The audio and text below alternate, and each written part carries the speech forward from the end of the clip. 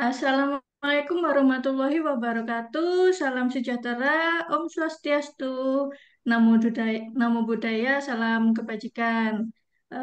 Halo Mamis semuanya sekalian. Eh, Semoga hari ini sehat selalu ya, Mams. Eh, Hari ini kita akan menyampaikan materi dari Kak Dewi nih. Kak Dewi ini marketing storytelling ya. Iya, betul. Nah ya, Kak Dewi gimana? Sudah siap untuk menyampaikan materi? Insya Allah sudah siap. Oke, oke saya persilakan waktunya untuk Kak Dewi. Baik, terima Semoga kasih, Mamis, Mbak. semoga Mamis menyimak ya, Mam. Soalnya nanti ada sesi pertanyaan nih dari Mams Dewi. Oke, terima kasih banyak, Mbak Nur Azizah. Assalamualaikum warahmatullahi wabarakatuh. Semoga kita semua dalam keadaan sehat hari ini. Ya, puji syukur kehadirat Allah Subhanahu wa Ta'ala karena sudah mempertemukan kita semua di forum ini dalam kondisi sehat tanpa kekurangan suatu apapun dan kita bisa belajar bersama. Eh, Kalau teman-teman tidak keberatan, boleh kita buka kameranya yuk. Karena dengan kita membuka kamera, kita bisa berbagi vibe positif atau energi positif satu sama lain. Kita juga bisa saling mengenal wajah kita yang cantik-cantik ini, ya, karena semua mamis kan ya, pasti cantik-cantik semua. Dan lebih bisa mempererat silaturahim kita, gitu kan, kalau kita bisa saling melihat satu sama lain. Oke, hari ini kita akan ngobrol mengenai marketing dengan storytelling. Saya mengharapkan teman-teman untuk bisa berperan serta aktif karena saya ingin kelas ini atau sesi hari ini itu lebih interaktif ya, teman-teman. Jadi kita bisa sama-sama em, mendapatkan manfaat dan mendapatkan inti dari materi yang saat ini akan kita pelajari bersama. Oke, saya izin untuk share screen. Sebentar.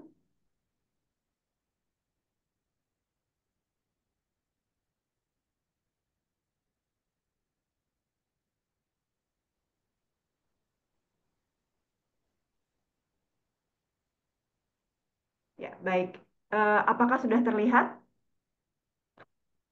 Sudah terlihat. Oke, hari ini kita akan ngobrol ya, kita akan bersama-sama belajar dan sharing mengenai marketing dengan storytelling, Eh, connect, engage, and convert. Kenapa kita perlu belajar mengenai storytelling? Karena saat ini tuh orang lebih bisa mengena ketika kita membawakan sesuatu itu dengan bercerita, bukan lagi dengan cara promosi secara hard selling ya teman-teman, tapi lebih dengan bercerita. Mohon izin, saya memperkenalkan diri dulu teman-teman. Nama saya Dewi Damayanti, saya ibu dari dua orang anak. Saya seorang virtual assistant juga untuk service executive assistant, finance dan marketing. Saya juga seorang mentor untuk business growth. Ya, kita baru aja menyelesaikan bootcamp atau cohort selama 3 minggu untuk business growth playbook, di mana mentor yang ada di dalam business growth playbook ini bukan hanya dari dalam negeri tapi juga dari luar negeri. Saya juga founder dari DMS Project International dan Align Finance Advisory dan Mentoring. Dan I'm an eternal student. Jadi saya seorang murid yang selalu ingin belajar ya, tidak pernah berhenti. Dan saya senang sekali untuk menimba ilmu dan mempraktekkan ilmu yang saya dapatkan. Sebagai seorang virtual assistant, saya membantu solopreneur dan usaha kecil untuk mengoptimasi bisnis mereka, baik dalam bidang operasional, finance, dan sosial media, supaya para business owner ini bisa mendapatkan profit yang optimal dan tumbuh sebagai usaha yang sustainable. Oke, itu sedikit mengenai saya, teman-teman. Berikutnya, ini quick questions ya. Jadi saya mohon teman-teman bisa berpartisipasi, boleh dibuka mikrofonnya untuk kita ngobrol ya. Sebelum kita mulai ke materi inti. Baik, kalau teman-teman lihat logo ini, Kira-kira cerita apa sih yang teman-teman masih ingat terkait sama logo ini? Tahu kan ya ini logo apa ya? Naik. Tahu. Oke, Nike. Nike, betul sekali. Cerita apa sih teman-teman yang teman-teman ingat ketika melihat logo ini? Sepatu. Sepatu, Sepatu, oke, apalagi? pelari, Pelari, oke. Atlet.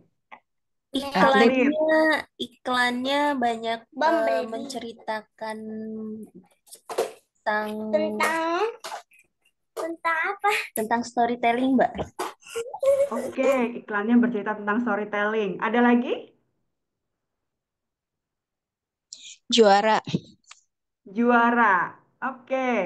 Ada lagi, Mams? brand mahal. Semangat pantang menyerah ya. Kalau kita melihat Nike itu yang diusung adalah apa namanya cerita tentang atlet biasa dengan pencapaian luar biasa dan semangat pantang menyerah. Pernah nggak sih Mams kita lihat di iklannya Nike itu mereka menceritakan tentang sepatunya? Sepatu ini bagus loh, kualitasnya seperti ini, terbuat dari ini. Pernah nggak? Enggak sih, enggak pernah kayak Nggak pernah ya. Kita selalu melihat Nike itu menceritakan apa pengalaman yang dirasakan oleh para atlet atau para pengguna sepatunya. Oke, next. Nah, kalau lihat ini nih teman-teman, apa yang teman-teman biasanya tangkap dari cerita si buah apel yang keroak sedikit ini? Wah. Ini merek apa teman-teman? Apple ya, Wah. Berkelas. berkelas. Oke, apalagi? HP mahal. Mahal, Betul. siap. Iya, berkelas karena dia mahal. Oke, ada lagi? Spesifikasinya tinggi. Spesifikasi yang tinggi. Oke, ada lagi?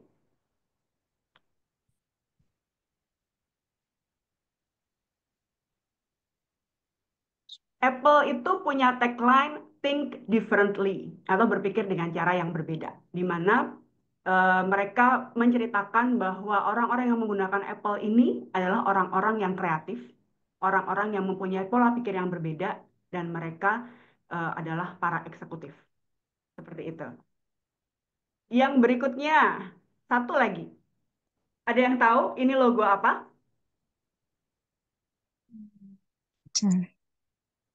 Dove. Ya, Dove, iya betul. Kalau kita lihat merek Dove, cerita apa sih yang mereka ingin sampaikan sebenarnya teman-teman?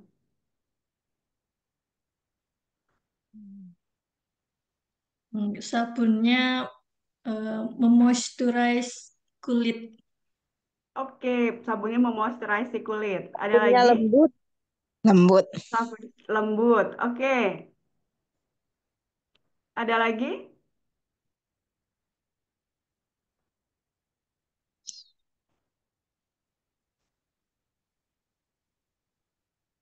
Dove ini punya cerita yang unik teman-teman. Jadi mereka mengusung cerita bagaimana perempuan itu cantik bukan karena penampilannya. Jadi seringkali Dove ini kalau kita lihat iklan yang secara internasional mereka tidak hanya menggunakan perempuan-perempuan yang cantik dan mulus kemudian langsing, tapi juga ibu-ibu yang paruh baya, bahkan ada yang dengan kelainan kulit tertentu gitu. Jadi lebih merangkul pada inner beauty dari seorang perempuan. Itu Dove. Oke, itu tadi sedikit mengenai produk. Nanti kita akan bahas satu persatu seperti apa sih sebenarnya mereka mengemas storytelling ini sehingga bisa kena atau bisa eh, nancep nih di pikiran kita setiap kali kita melihat apa namanya logo atau brand mereka. Hari ini kita akan bahas mengenai apa itu storytelling dalam marketing, mengapa storytelling itu efektif, elemen utama dari storytelling itu apa, manfaat storytelling untuk bisnis, dan contoh brand yang menggunakan storytelling. Tadi 3 di antaranya sudah kita eh, bahas di depan. Oke, kita akan mulai dengan introduction dulu teman-teman. Kenapa storytelling itu sekarang menjadi sesuatu yang banyak sekali digembar-gemborkan atau banyak sekali orang yang ngomongin tentang pentingnya storytelling. Dalam dunia marketing yang sekarang, yang modern ini teman-teman, cerita itu sudah menjadi bagian dari strategi marketing. Jadi bukan lagi sesuatu yang mewah, bukan lagi sesuatu yang hanya berupa tren, tapi sudah menjadi kebutuhan. Dari data statistik, kita bisa melihat bahwa brand atau produk yang menggunakan pendekatan storytelling itu lebih efektif, lebih bisa menjangkau customer-nya dengan baik. Customer itu bisa mengingat brand ketika mereka eh, menangkap cerita menarik dari setiap iklan atau setiap promosi yang dibawakan oleh brand ini. Contohnya kayak tadi, Nike misalkan. Ketika kita lihat iklannya Nike, mereka nggak pernah bicara soal sepatunya, nggak pernah bicara soal outfit atau baju untuk olahraga. Tapi mereka menceritakan pencapaian dari atlet-atlet tersebut. Dan itu membuat kita jadi mudah mengingat brand ini. Gitu. Indomie misalkan.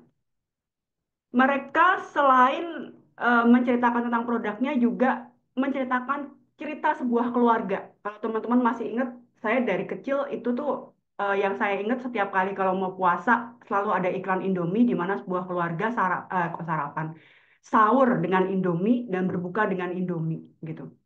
Jadi dulu tuh seperti ada keharusan di dalam keluarga kami dalam bulan puasa harus ada sahur dan buka dengan Indomie biar kayak di iklan. Saking saking kita tuh kena banget sama iklan itu. Oke, kemudian apa sih storytelling itu sebenarnya teman-teman? Jadi storytelling ini adalah strategi atau pendekatan dari sebuah brand ini untuk menghubungkan antara brandnya atau produknya dengan konsumen melalui narasi atau cerita. Di mana cerita ini itu selalu adalah cerita-cerita yang membangkitkan emosi dan memberikan makna kepada si audiens supaya bisa mengingat brandnya. Jadi fokusnya itu bukan pada produknya, tapi pada pengalaman dan journey atau perjalanan yang dirasakan oleh pengguna produk itu. Kalau di iklan tradisional, kita sering melihat iklan itu berfokus pada keunggulan produk dan komunikasinya satu arah, langsung kepada poin eh, barang itu sendiri gitu ya, dan mementingkan pada penjualannya. Sementara kalau storytelling itu lebih membangun koneksi antara brand dengan customer atau konsumennya. Jadi kalau storytelling itu di dalam iklannya seringkali tidak menyebutkan produk malahan, tidak menyebutkan apa namanya keunggulan produknya, tidak menyebutkan bahannya dari apa, tapi lebih pada bagaimana hubungan atau pengalaman yang dirasakan oleh pengguna atas brand tersebut.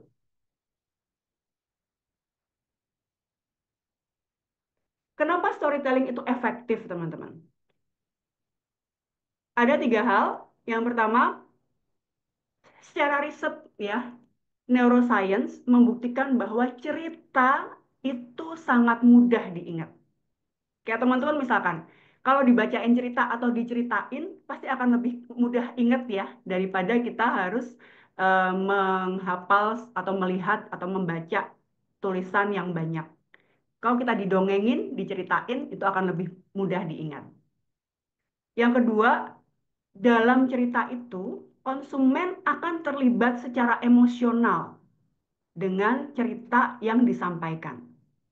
Bisa membuat kita merasa ikut senang, bisa membuat kita merasa jadi bersemangat. Kalau kita lihat iklannya Nike, misalkan, kalau kita melihat iklannya Nissin atau iklannya Indomie, ada rasa hangat karena itu sifatnya adalah keluarga gitu ya. Emosional inilah yang dibangun melalui storytelling.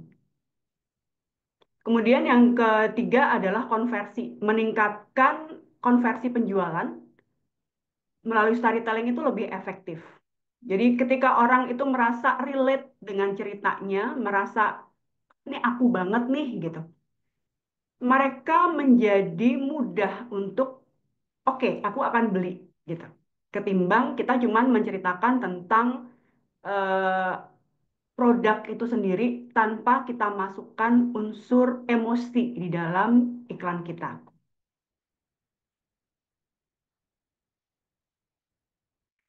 Elemen apa saja dalam storytelling? Yang pertama, nilai inspiratif atau pesan bermakna yang mau kita sampaikan kepada konsumen, di mana pesan ini akan menjadi inspirasi bagi potensial customer kita untuk melakukan tindakan. Baik itu membeli atau mengingat atau menceritakan kembali ya pengalamannya dengan produk ini atau cerita yang dia dapat dari iklan brand kita. Yang kedua, ada konflik dan solusi. Jadi ketika kita membuat cerita, membuat narasi dengan storytelling, kita menceritakan tantangan apa yang dihadapi oleh potensial customer kita dan bagaimana produk ini hadir sebagai solusi atau mengatasi konflik atau tantangan tersebut.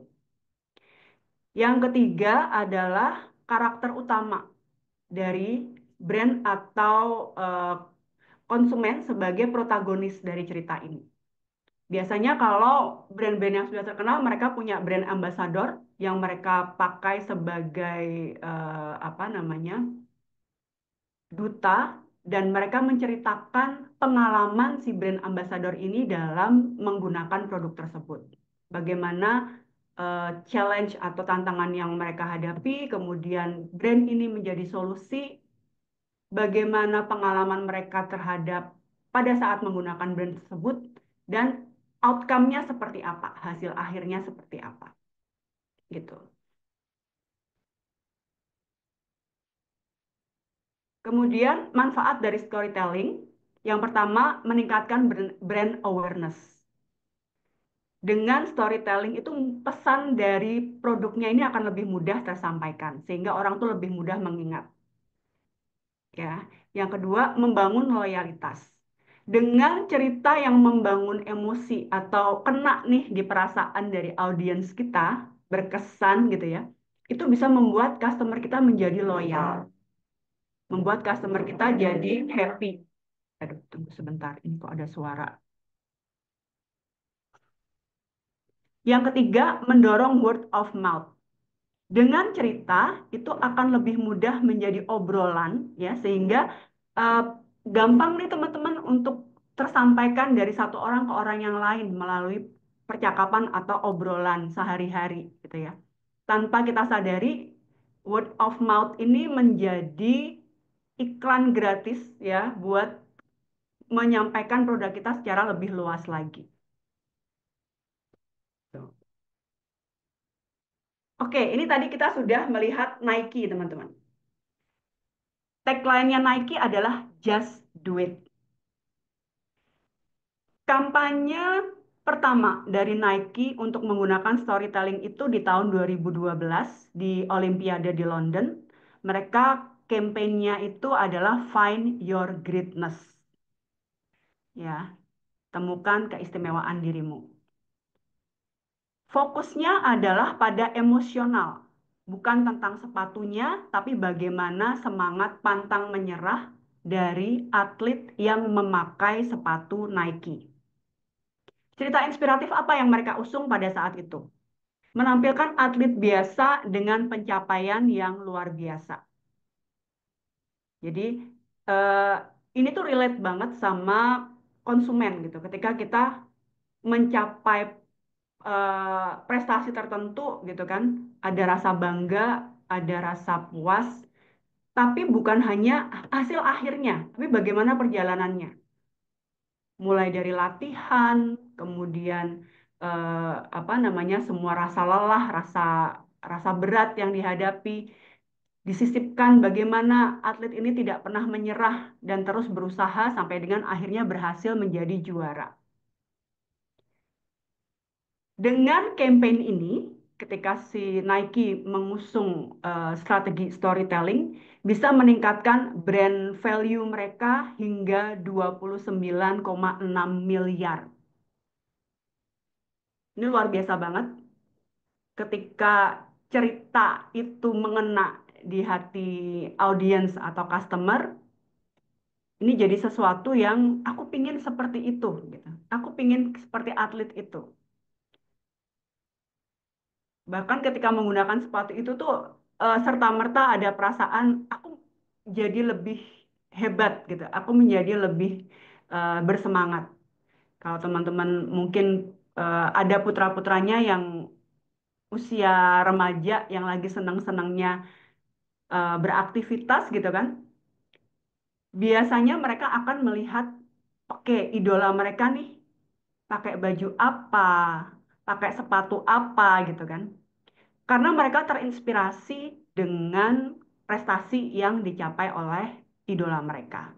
Nah, itu yang menjadi ide atau menjadi dasar dari Nike membuat storytelling yang sekarang banyak kita lihat.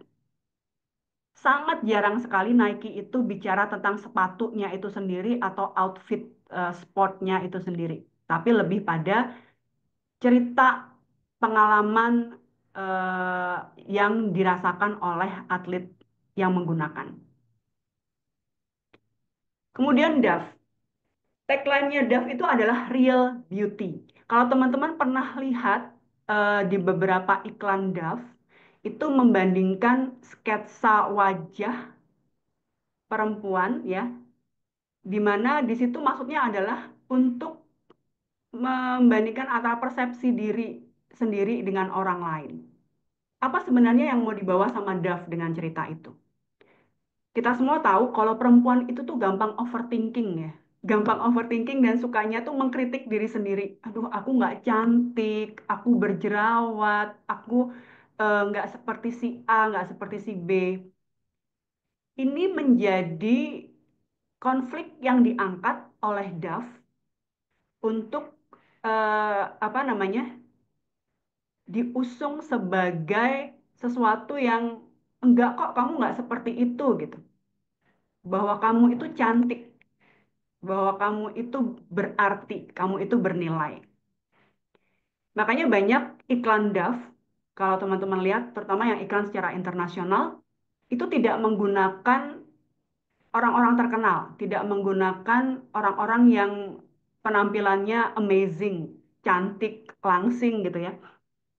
Ada yang sudah usia 50-an, rambutnya sudah putih gitu. Ada yang mungkin dengan kelainan kulit tertentu, ada orang kulit hitam, ada yang berhijab. Karena buat Dove, value yang dibawa adalah inner beauty, the real beauty of a woman gitu. Dan ini menakjubkan sekali dari campaign tersebut, Dove mendapatkan 160 juta views hanya dalam waktu 1 bulan pertama. Karena orang seneng, relate gitu ya dengan cerita ini. Oh iya nih, aku banget nih gitu. Itu yang membuat kita gampang terkoneksi dengan brand. Kemudian Dove ini punya campaign yang terus-menerus sehingga ada dampak berkelanjutan. Sehingga tujuan mereka adalah merubah persepsi kecantikan sebenarnya. Bahwa cantik itu bukan hanya sekedar wajahnya cantik, rambutnya bagus, badannya bagus, but it more to inner beauty.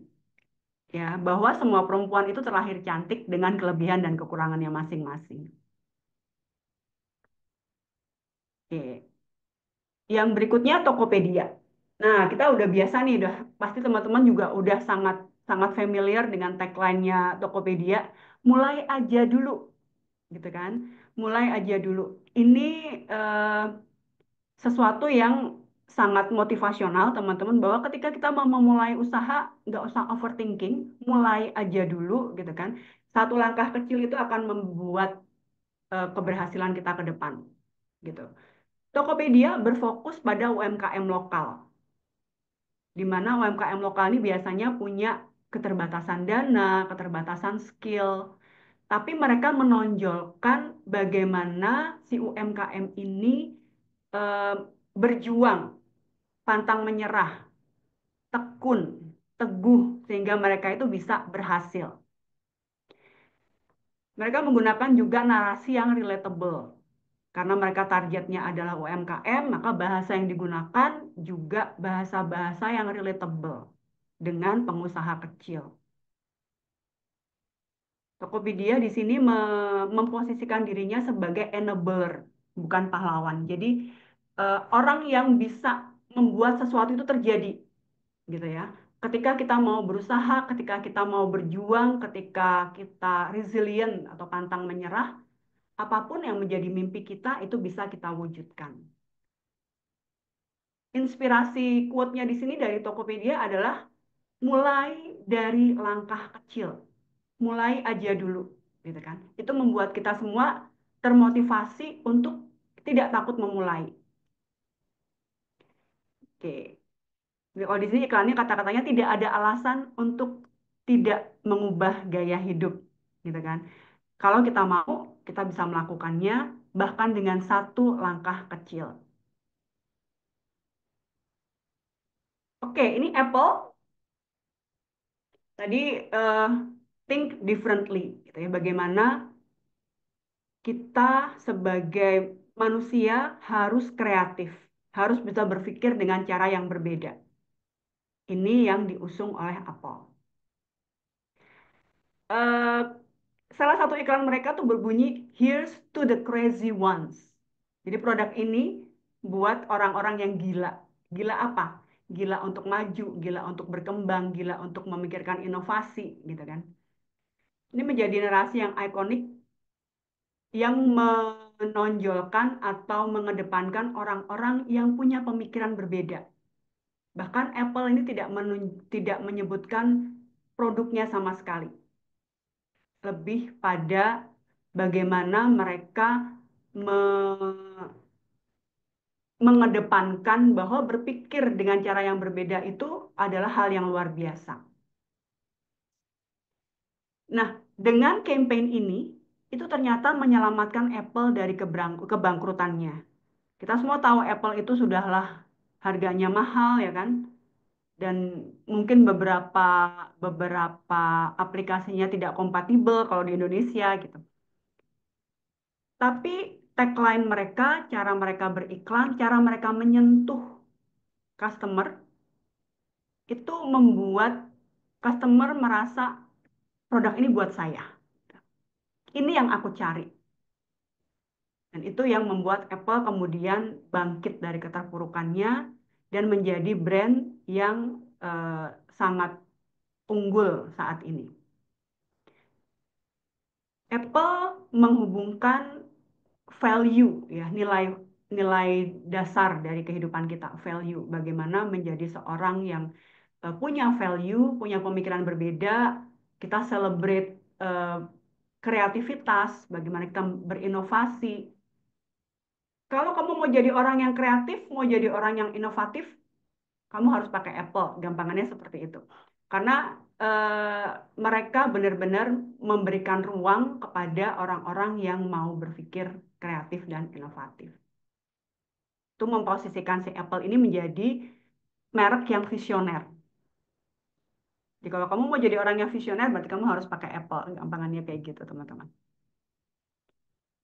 Oke, ini adalah 4 contoh dari brand yang menggunakan storytelling. Nah, sekarang gimana sih caranya kita memulai storytelling untuk brand kita nih, teman-teman? Ada 4 langkah. Yang pertama, teman-teman perlu mengenali dulu audiensnya. Pangsa pasar kita siapa? Dan teman-teman melihat nih, dari pangsa pasar ini, apa sih sebenarnya yang menjadi pain point mereka? Apa yang menjadi kendala mereka? Yang menjadi target atau menjadi mimpi mereka? Ya, jadikan itu sebagai insight atau sebagai value yang teman-teman angkat nih. Misalkan kayak mamakologi nih. Mamakologi audiensnya adalah para ibu.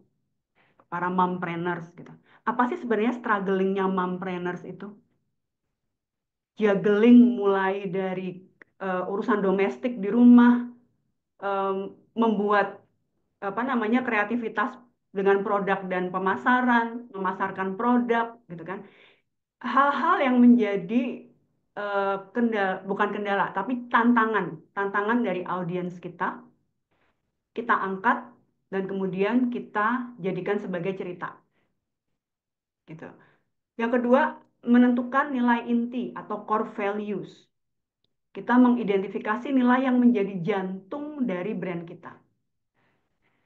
Kayak momakologi misalkan, mompreneur, apa sih sebenarnya yang eh, menjadi goals dari seorang mompreneur? Pengen menjadi seorang ibu yang financially independent, gitu kan? Dengan segala macam kerempongannya di setiap hari. Itu bisa diangkat menjadi cerita bahwa seorang ibu dengan 5 orang anak misalkan bisa berhasil menjadi seseorang yang independen secara finansial karena dia pantang menyerah, dia mau berusaha, dia berani untuk menunjukkan dirinya di sosial media karena banyak orang yang tidak berani menunjukkan diri di sosial media. Eh, kalau mentor dari program saya kemarin bilangnya begini, betul, kita bisa berjualan tanpa muka. Betul, kita bisa hanya menunjukkan eh, tangan, menunjukkan produk kita digunakan, tapi senyum dari wajah kita itu punya nilai tersendiri. Ketika kita menunjukkan wajah kita, kita tersenyum kepada audiens kita, rasanya pasti beda. Itu adalah value yang bisa kita angkat, bahwa show up atau menunjukkan diri kita, being visible, itu punya nilai yang lebih. Kemudian yang ketiga, mengembangkan narasi. Nah, tadi kita udah kenal audiensnya, udah tahu nilai apa yang mau kita bawa. Kita kemas dalam sebuah cerita. Cerita yang otentik, nggak perlu dibuat-buat, cerita yang benar-benar terjadi dan benar-benar dialami, ya, pengalaman yang mungkin Moms rasakan sendiri, atau mungkin Moms melihat audiens mengalami hal tersebut, dan itu relevan dan relate sama audiens kita. Kita kemas menjadi sebuah cerita.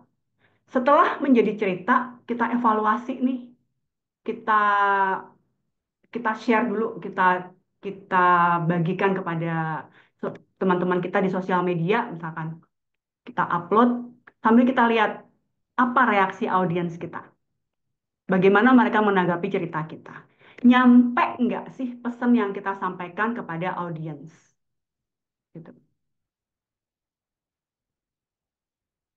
Setelah kita mengevaluasi cerita kita, kalau memang ternyata oke, ini relate nih, ini banyak orang yang ngerasa, oh ini aku banget nih, bisa kita ulang, kita kemas dalam bentuk yang setipe gitu ya, tapi dengan cerita yang lain.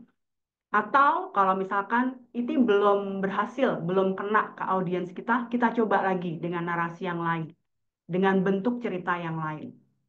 Sehingga kita menemukan satu pattern yang itu benar-benar bisa diterima sama audiens kita. Oke. Nah, media apa yang bisa kita pakai untuk membagikan storytelling? Bisa dalam format video, bisa dalam bentuk podcast, dalam bentuk sosial media yang selama ini sudah Mams lakukan ya, dalam bentuk reels, dalam bentuk apa namanya, single post, dalam bentuk carousel gitu kan. Atau teman-teman kalau yang suka menulis ya, suka menulis bisa menulis blog atau artikel menceritakan tentang pengalaman dari produk yang teman-teman produksi atau teman-teman jual.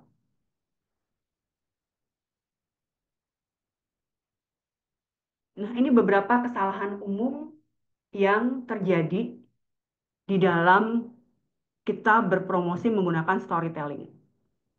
Yang pertama, terlalu fokus pada brand. Ketika kita membuat storytelling, POV-nya itu bukan brand kita, teman-teman.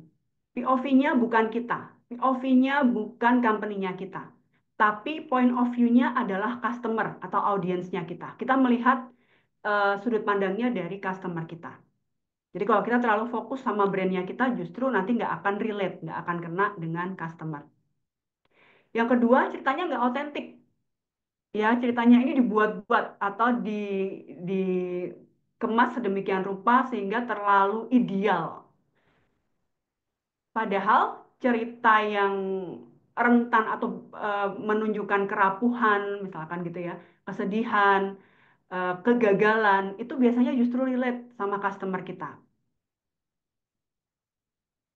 Yang ketiga, terlalu jualan, hard selling gitu ya. Ketika promosional kita atau storytelling yang kita buat itu tidak berfokus pada outcome ya, tapi justru pada produknya, teman-teman promosi secara langsung, ini produk saya eh, terbuat dari bahan-bahan yang sehat kalau dimakan. Nah, ketika kita bicaranya tentang produk, ya biasanya orang nggak akan terlalu tertarik. Tapi kalau kita menceritakan, misalkan teman-teman jualan catering makanan sehat, yang diceritakan adalah bagaimana seorang customer yang tadinya dia itu mungkin kelebihan berat badan, kemudian apa namanya, berusaha untuk bisa mengkonsumsi makanan sehat, ditunjukkan di situ produknya Moms ketika dia makan makanan sehat, ketika dia menjalani hari-harinya dengan lebih lebih menyenangkan dengan kondisi badan yang lebih sehat tadi, itu orang akan relate. Ada transformasi dari ketika dia sebelum menggunakan produk, dia struggling dengan sesuatu, kemudian menggunakan produk kita, dan outcome-nya seperti apa. Transformasi itu biasanya akan sangat relate dengan customer. Contohnya ketika kita melihat yang banyak sekali relate sama ibu-ibu itu adalah kosmetik. Sebelum pakai kosmetik A misalkan, mukanya kusam, banyak bintik hitamnya, banyak kerutannya gitu. Setelah menggunakan produk ini berangsur-angsur menjadi lebih baik, akhirnya memiliki kulit yang flawless seperti itu. Tapi kita tidak bercerita dari produknya, tapi bercerita dari pengalaman dan proses yang dialami oleh customer kita sampai dengan mendapatkan outcome yang diharapkan. Ketika kita ngomongnya soal produk, terlalu jualan banget, gitu kan, to the point banget, justru nanti nggak akan relate sama customer. Yang keempat, ini last but not least, teman-teman, konsisten. Teman-teman juga udah belajar untuk konsisten dalam membuat konten di sosial media ya, bareng-bareng kemarin di Mamakologi untuk gimana kita bisa visible secara konsisten.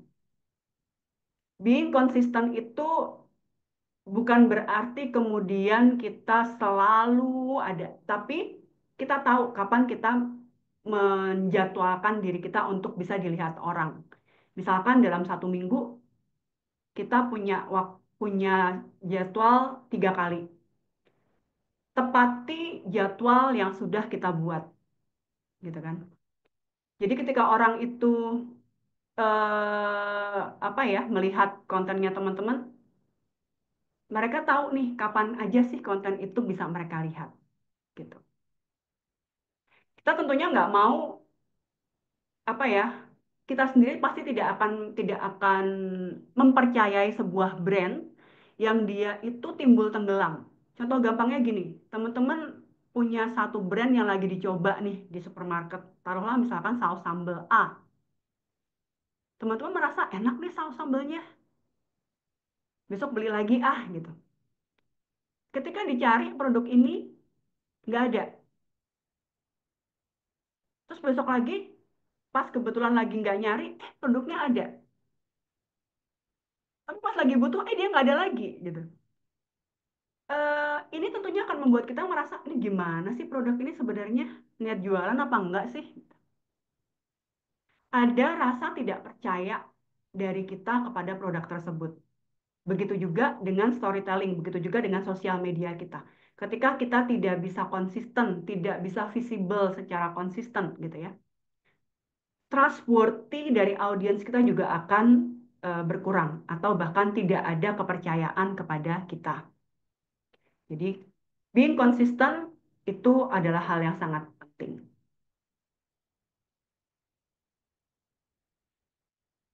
Oke, ini adalah tren storytelling di tahun 2025, teman-teman. Yang pertama, storytelling interaktif menggunakan AR. AR itu adalah augmented reality. Jadi di mana konten kita itu bukan hanya sekedar video kita aja, tapi juga kita kombinasikan dengan audio, kita kombinasikan dengan gambar-gambar lain, kita kombinasikan dengan suara AI, gitu ya. Ini cara membuat storytelling yang sangat gampang, jadi nggak melulu kita cerita seperti ini, tapi kita kombinasikan. Misalkan kita lagi cerita mengenai tadi produk makanan sehat, kita selingi dengan misalkan gambar apel atau gambar alpukat, gitu kan. Kemudian menggunakan suara suara musik yang relate dengan pesan yang mau kita sampaikan, itu akan membuat audiens mudah berinteraksi dengan storytelling kita. Yang kedua, user generated content, di mana konten itu dibuat langsung oleh pengguna menjadi pilar utama dari storytelling. Jadi eh, semacam testimonial. Jadi ketika produk ini dipakai oleh customer kita, mereka membuat video ketika mereka menggunakan produk ini, tentu itu menjadi sesuatu yang membangun trustworthy. Oh, si A pakai nih produk ini gitu. Itu menjadi storytelling yang sangat powerful. Yang ketiga, personalisasi dengan AI. Nah, AI ini tentu saja kalau kita gunakan untuk hal yang baik, dia akan menjadi teman kita, teman-teman. Kita bisa menggunakan AI untuk apa namanya? Mengemas storytelling, ya. Sekarang tuh udah maju banget kan ya AI, teman-teman bisa dengan skripnya teman-teman dibuat prompt, dimasukkan ke dalam AI, dia sudah bisa membuat sebuah cerita. Nanti tinggal teman-teman personalisasi aja nih mau seperti apa supaya eh, cerita yang dihasilkan oleh AI ini relate dan relevan sama audiensnya teman-teman. Halo, selamat pagi. Selamat Oke, pagi. bila kita mulai kelasnya hari ini ya. Yang kemarin itu kita lagi menjelaskan Ah, untuk cerita Kak Ina, tentang Kak sumber Ina, lokasi ya yang ada di Mohon rumahku. maaf, Kak mungkin Ina bisa minta di-mute. tolong Ina. Oke, dilanjutkan.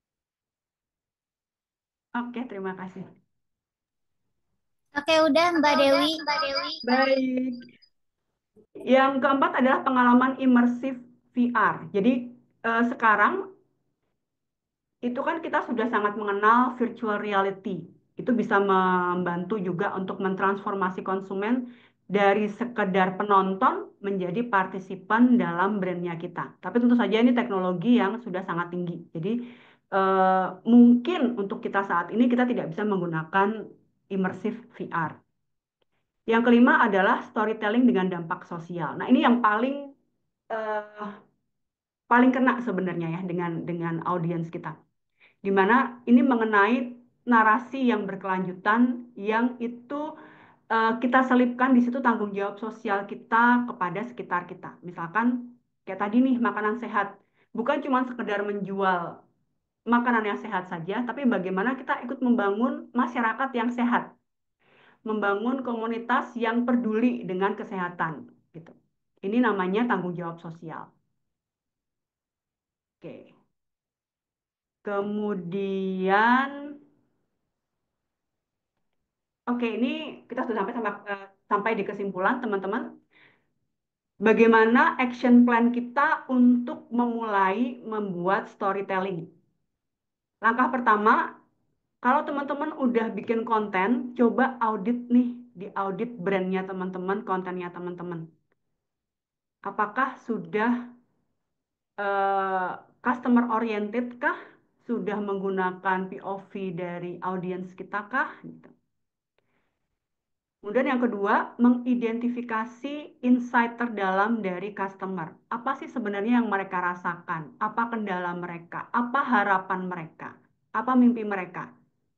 Bisa nggak produk kita ini hadir sebagai katalisasi untuk membangun mimpinya mereka? Atau sebagai solusi atas tantangan-tantangan yang mereka hadapi?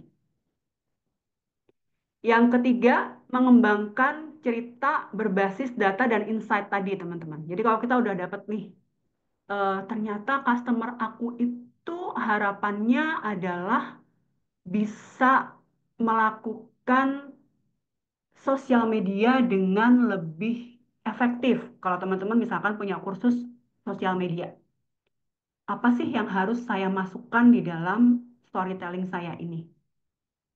Oh, bahwa bahkan seseorang yang sangat eh, belum paham dengan teknologi, dia bisa membuat konten, bisa menata sosial medianya dengan lebih baik ketika menggunakan strategi seperti ini yang ada di kelas yang teman-teman ajarkan. Tuh. Kemudian yang keempat, menguji format cerita yang berbeda. Nah, untuk bisa mendapatkan format storytelling yang betul-betul kena di customer atau di audiens kita, kita perlu mencoba istilahnya itu kalau di dunia digital marketing A/B testing, teman-teman. Jadi kita membuat beberapa jenis cerita, beberapa style gitu ya. Kita coba nih, mana yang paling berkenan, yang paling relate dengan audiensnya kita, itu nanti format yang kita gunakan sebagai format storytelling dari brandnya kita. Yang kelima, mengukur dan iterasi berdasarkan feedback. Jadi ketika teman-teman sudah punya storytelling dan sudah diupload, coba lihat like dan komennya. Kalau enggak, ketika teman-teman bikin narasi atau bikin captionnya, tambahkan di situ ajakan untuk menceritakan, gitu kan. Kalau biasanya teman-teman pernah baca di caption-caption di sosial media banyak yang bilang begini, aku pengen dengar cerita kamu nih, yuk bagiin cerita kamu di komen, gitu. Itu mengundang audiens untuk berinteraksi dengan cerita kita. Atau kalau kamu relate, yuk ceritain pengalaman kamu di komen seperti itu. Dari situ kita bisa belajar banyak sebenarnya teman-teman. Bukan hanya belajar mengenali bagaimana audiens kita, tapi sangat dimungkinkan teman-teman dapat ide cerita lagi nih dari komen atau dari interaksi di sosial media itu. Misalkan ada yang bilang, ya nih kak, aku tuh gaptek, aku nggak bisa pakai CapCut, aku nggak bisa pakai ini. Gimana caranya aku bisa bikin konten gitu. Nah, ini bisa jadi sesuatu yang oke, ini ide cerita nih. Bisa aku akomodir nih gitu dengan produk kursus aku misalkan seperti itu. Eh banyak banyak hal dari interaksi di sosial media itu yang pada akhirnya itu menjadi feedback yang positif buat kita untuk mengembangkan brand kita. Jadi sebisa mungkin kita mengundang audiens untuk berbagi cerita di postingan kita. Oke, nah ini saya punya kisi-kisi latihan membuat storytelling teman-teman. Nanti teman-teman bisa praktekin. Untuk materi nanti akan saya titipkan ke Mbak Nur Azizah untuk bisa disampaikan ke teman-teman. Gimana caranya kita membuat storytelling? Yang pertama tadi, mengidentifikasi karakter. Siapa sih protagonis dalam ceritanya teman-teman? Tentunya customer kita, audiens kita. Kemudian yang kedua, tentukan konflik. Tantangan apa yang dialami oleh audiens kita? Atau apa mimpinya mereka? Apa goals yang ingin mereka capai? Yang ketiga, teman-teman kembangkan solusinya nih. Bagaimana sih caranya mengatasi tantangan tersebut? Bagaimana caranya mencapai goals-nya mereka? Yang keempat, core value. Pesan apa yang ingin teman-teman sampaikan kepada audiens? Misalkan tadi yang apa namanya gaptek ngerasa aku nggak capable pakai CapCut, pakai Canva. Teman-teman kemudian menangkap sebuah core value di situ bahwa even ketika kamu gaptek sekalipun, kamu tetap bisa kok bikin bikin konten menggunakan apa namanya, menggunakan fasilitas yang sangat mudah, misalkan Canva tingkat dasar pun udah bisa untuk bikin konten. Intinya jangan menyerah, lakukan saja dan belajar sambil jalan. Misalkan seperti itu. Itu menjadi pesan moral yang mau teman-teman sampaikan kepada audiens.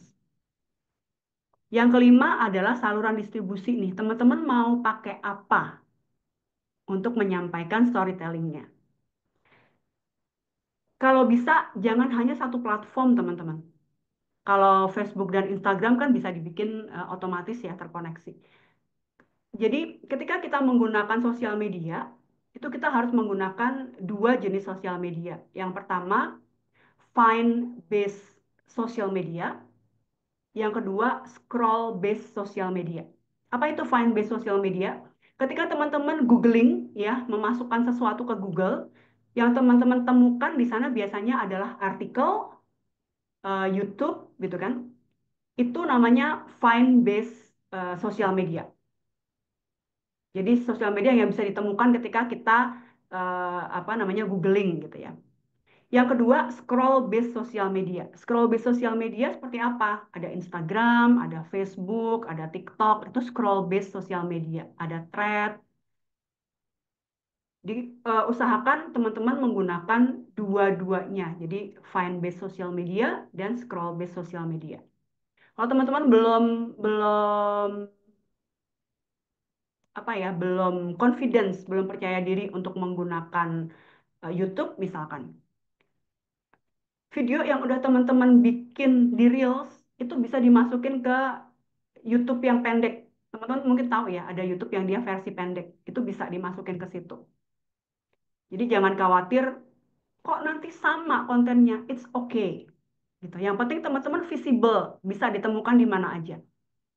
Pengalaman nih teman-teman, ketika eh, saya punya seorang sahabat, dia itu adalah coach, konsultan B2B marketing. Dia lagi approach customer, ya potensial customernya dia ditolak bukan karena dia punya reputasi kerja yang jelek, tapi karena customernya merasa aku nggak bisa nemuin kamu di sosial media, aku cari kamu di Google nggak ada, jadi gimana aku bisa percaya sama kamu, gitu. Jadi ternyata visibility itu membuat atau membangun trustworthy dari potensial customer. So being visible, ada lah teman-teman di mana-mana gitu kan.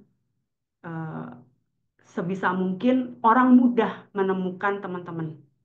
Itu akan membuat kita jadi lebih dipercaya dan lebih dikenal gitu. Karena sekarang orang kalau mau membeli produk, teman-teman pasti tahu ya, nyari dulu nih apa namanya di sosial media, ada nggak dia. Kemudian komen-komennya gimana sih produk ini? Atau kalau di e-commerce, di Shopee atau di Tokopedia, mereka nyari ulasannya gitu ya. Ulasannya bagus nggak sih? Nah, seperti itu juga dengan kita teman-teman. Ketika kita menggunakan storytelling, ketika kita berjualan dengan storytelling ini, harapannya adalah itu meluaskan jangkauan dari audiens kita gitu. Supaya teman-teman mudah ditemukan. Oke, ini bisa teman-teman pakai untuk latihan membuat storytelling. Nanti mungkin di challenge yang berikutnya, Mbak Cha, untuk kontennya bisa menggunakan storytelling nih, biar teman-teman sekalian latihan. Ini ayahnya ya? Ayah si Panseng tadi. Iya, iya, boleh, boleh. Oh, dia ngasih kode tuh. Oke. Nah, kita sudah sampai di Q&A. Teman-teman, kalau ada pertanyaan, feel free buat kita ngobrol. Masih ada waktu kah, Mbak? Ya, baik, luar biasa sekali ya insight yang bisa Mamis ambil dari materinya Mams Dewi nih tentang storytelling. Pada sesi ini, monggo buat Mamis yang mau bertanya atau ada yang belum mengerti bisa ditanyakan ke Mams Dewi ya. Bisa raise hand atau chat saja di chat box. Eh, saya buka 5 pertanyaan mungkin ya. Monggo yang mau bertanya.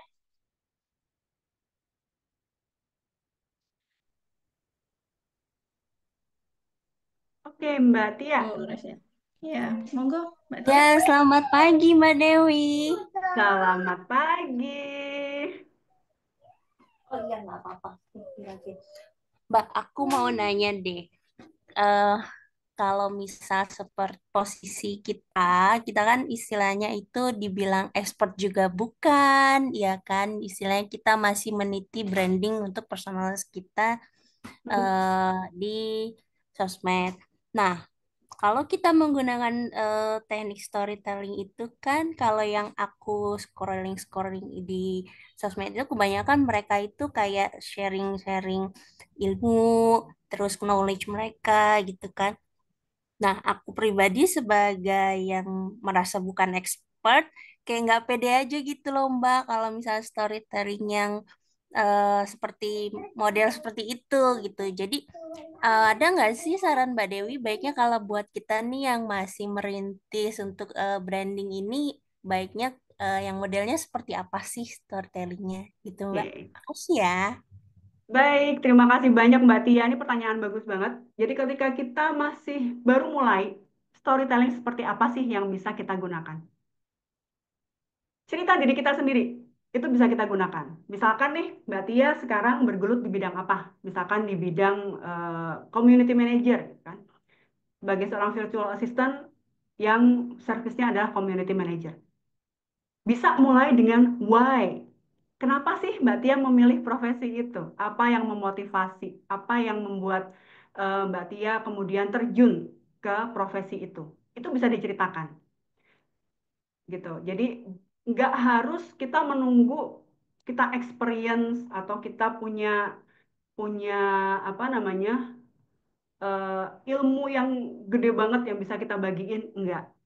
Kalau boleh, aku mau share video aku beberapa waktu yang lalu di Instagram. Ini bukan tentang bagaimana saya ngajar finance, tapi kenapa saya memilih atau akhirnya terjun ke bidang itu. Boleh ya, kita nonton sebentar ya. Boleh Mbak.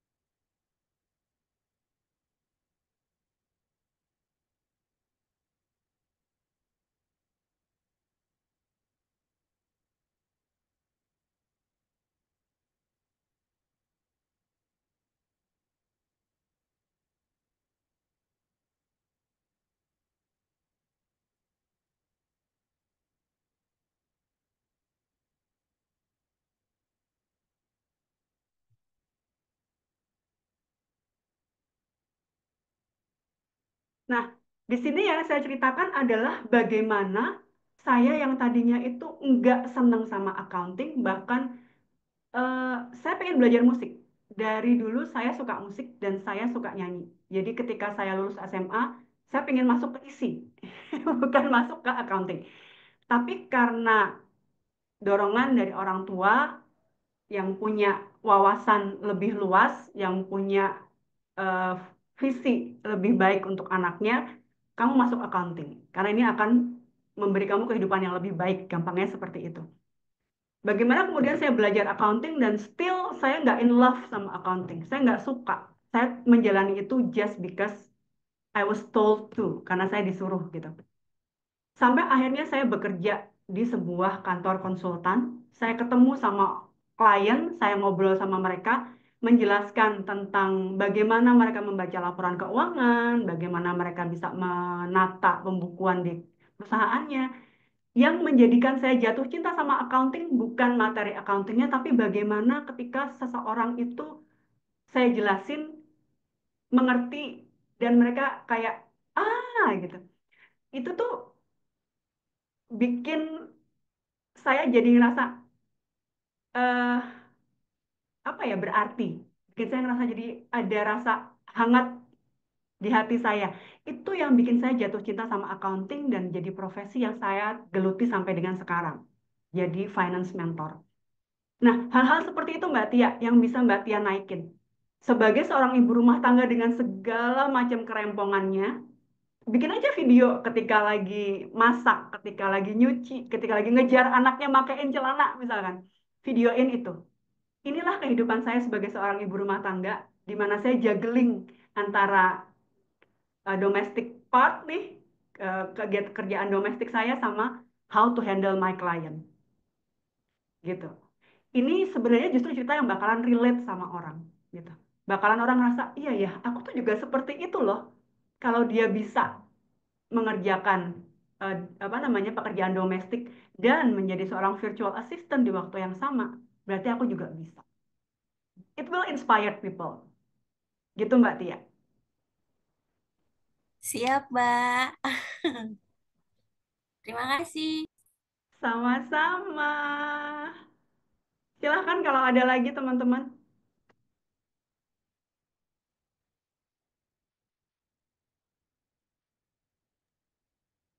Monggo, Mams yang mau bertanya lagi atau Mams Heni nih yang baru masuk. Barangkali ada yang mau ditanyakan.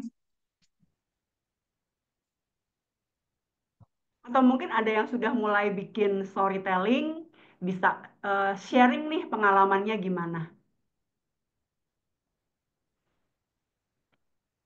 Jadi sebenarnya marketing storytelling itu lebih ke gimana sih produk ini tuh jadi solusi buat apa sih pain pointnya para moms gitu ya, ya Moms Day. Betul, betul.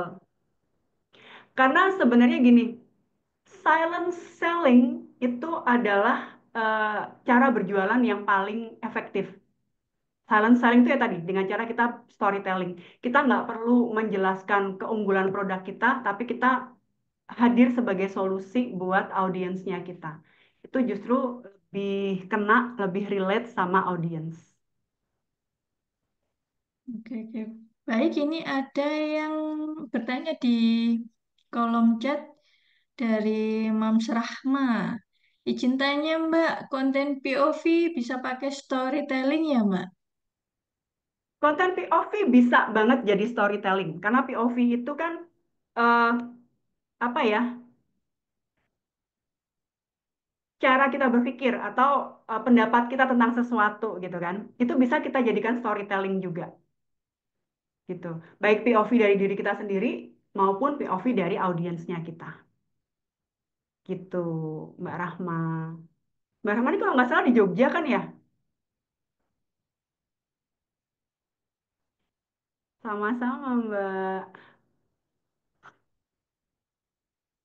Oh iya, benar di Jogja. Oke. Ada lagi kah teman-teman? Aku mau nanya lagi dong. Boleh, silahkan, Mbak. Jadi misal nih, kita punya produk untuk dijual ya, produk fisik gitulah ya, Mams. Terus kita mulai storytellingnya tuh Hamin berapa gitu. Ada kayak gitu nggak sih? Sebenarnya nggak ada sih. Tapi kalau misalkan nih, misalkan memang produk itu baru, ya, produk itu baru dan baru akan diluncurkan. Teman-teman bisa bikin behind the scene-nya dulu, cerita di balik layarnya. Mulai dari kalau misalkan teman-teman resell nih, mulai dari barang itu datang dari distributor, teman-teman ngebongkar kemasannya, itu bisa dikontenin juga. Itu juga storytelling behind the scene-nya. Jadi Ketika teman-teman storytelling barang itu itu datang, Berarti storyteller itu nggak harus yang kayak tulisan banyak gitu kan. Kadang kan aku lihat itu bayanganku tuh storytelling itu yang banyak gitu ketikannya terus akhir-akhirnya terakhirnya jualan produk kan gitu kan biasanya. Nah itu. Oh ternyata kayak Storytelling itu video-video bisa gitu juga. macam-macam. Storytelling lewat video, seperti yang tadi saya lakukan. Saya pakai voice over. Jadi videonya itu sendiri adalah potongan-potongan dari kegiatan saya. Kemudian saya pakai voice over untuk storytellingnya. Atau teman-teman bisa langsung video itu sendiri merupakan storytelling. Kayak tadi misalkan eh, behind the scene ya. Behind the scene ketika membongkar barang dari distributor nih. Wah hari ini barang-barangku datang nih. Aku barusan bongkar barang. Teman-teman nunjukin ketika nyusun di rak, ketika ngelabelin harga, dan ketika ada order, kemudian apa mengemas gitu ya, Packaging. packaging, sampai dengan mengirim, ada bapak-bapak kurir yang datang, teman-teman videoin. Itu juga storytelling sebenarnya gitu. Gimana teman-teman memproses sebuah barang dari datang sampai barang itu dikirim ke customer gitu. Jadi storytelling itu bukan harus cerita tertulis ya. Enggak ya. Itu salah satu bentuk kalau teman-teman memilih artikel atau memilih blog itu bisa dengan tulisan. Tapi kalau teman-teman untuk sosial media bisa menggunakan video atau voice over. Oke, baik. Terima kasih, Moms Dewi. Sama-sama. Mbak Eh, Dewi, Mbak, Ya, ya. berarti tuh kalau sebenarnya storytelling tuh nggak melulu tulisan panjang ya Mbak ya, berarti ya. Karena dalam pikiran aku tuh eh storytelling tuh harus yang bercerita panjang gitu di captionnya. Di lalanya pun aku bukan tipikal orang yang demen baca informasi yang terlalu panjang ya. Jadi sampai sekarang tuh aku masih cari trik gimana menyampaikan storytelling di caption tanpa harus berpanjang-panjang lebar, tapi itu tuh ngena ke targetnya si audiens dengan pain pointnya mereka gitu. Kira-kira Mbak ada jadi, tips nggak gitu nggak Mbak? jadi gini, kalau teman-teman udah menggunakan storytelling dalam bentuk video, captionnya itu tidak perlu mengulang apa yang disampaikan di video. Captionnya itu bisa cuma sekedar begini. Teman-teman relate kan gitu. Teman-teman ngalamin nggak seperti yang saya alamin? Yuk kita bagi ceritanya di komen gitu. Atau misalkan itu adalah sebuah produk. Apa namanya? Taruhlah produk kecantikan. Bisa langsung CTA-nya aja di situ. Tapi dibikin CTA-nya itu soft. Misalkan buat teman-teman yang punya kendala seperti yang saya ceritakan di video, yuk ngobrol gitu. Boleh boleh ngobrol sama aku di komen or silently in DM kayak gitu.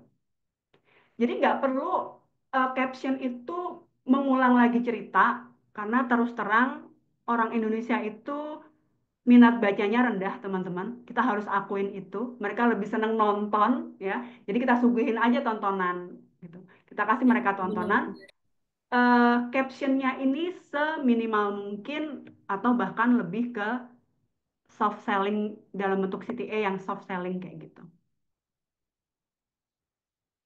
Gitu. Oke, siap-siap Mbak, siap. Oke, ada lagi nggak teman-teman? Mudah-mudahan kalau nggak ada pertanyaan, artinya teman-teman udah paham ya, udah paham apa yang harus dilakukan, dan mudah-mudahan ini bisa membantu teman-teman untuk lebih produktif bikin konten. Contoh video saya tadi, itu video yang saya ambil setiap kali saya pergi, teman-teman, saya selalu minta tolong suami, ayo dong tolong videoin aku. Walaupun video itu cuma kayak 5 detik, 8 detik, 7 detik, tapi saya simpenin.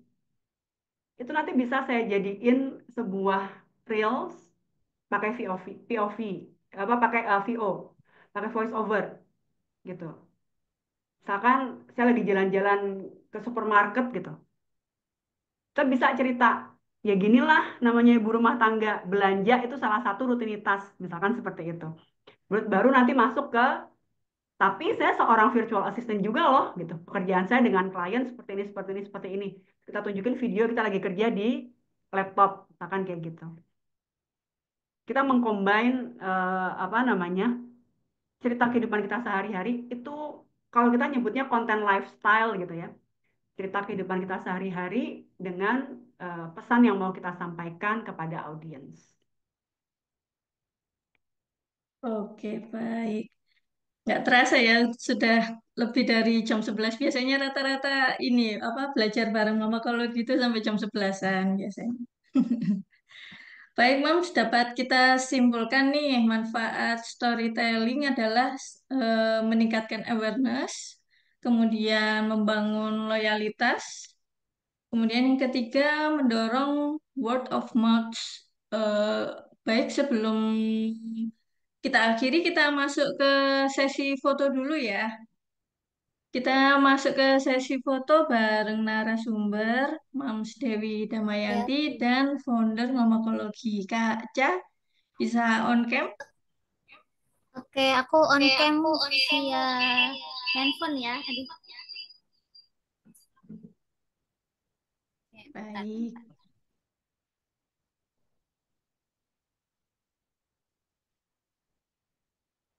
Aduh, gelap.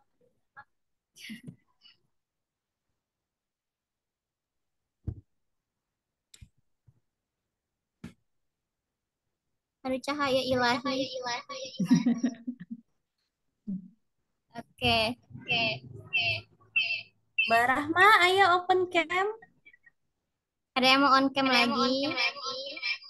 Ya ini Mbak Ina, Mams Ina, Mams Ina. Oke, satu, Kakak Ina, dua, Kakak Ina.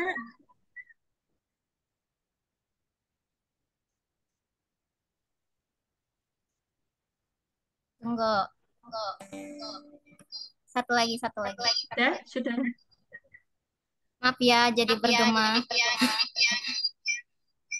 Satu, dua.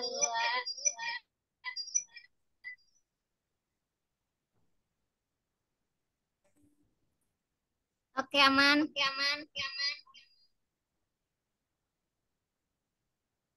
Silakan ditutup Mbak Ziza. Oke, baik, Mam. Sebelum saya tutup, ini saya izin menyampaikan info ya tentang apa itu BBM. Jadi BBM atau Belajar Bareng Mamakologi ini adalah program webinar gratis nih dari Mamakologi yang diselenggarakan setiap hari Sabtu dengan topik yang berbeda-beda. Jadi jangan sampai ketinggalan ya, Mams, untuk info BBM setiap Sabtunya gitu. Oke, baik Mams, terima kasih dan apresiasi setinggi-tingginya untuk Mams Dewi Damayanti dalam menyampaikan materi. Terima kasih juga untuk Mamis kalian yang semangat menimba ilmu di hari Sabtu ini. Oh ya, Mam, sebelum keluar dari Zoom hari ini, dimohon untuk mengisi form feedback dulu ya di link yang saya taruh di chat box. Baik, saya Aziza selaku host BBM hari ini izin pamit undur diri. Mohon maaf jika ada salah kata selama webinar.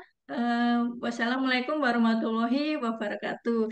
Selamat berlibur untuk Waalaikumsalam Mamis warahmatullahi semuanya. wabarakatuh. Selamat berlibur juga untuk Mams Dewi. Terima kasih.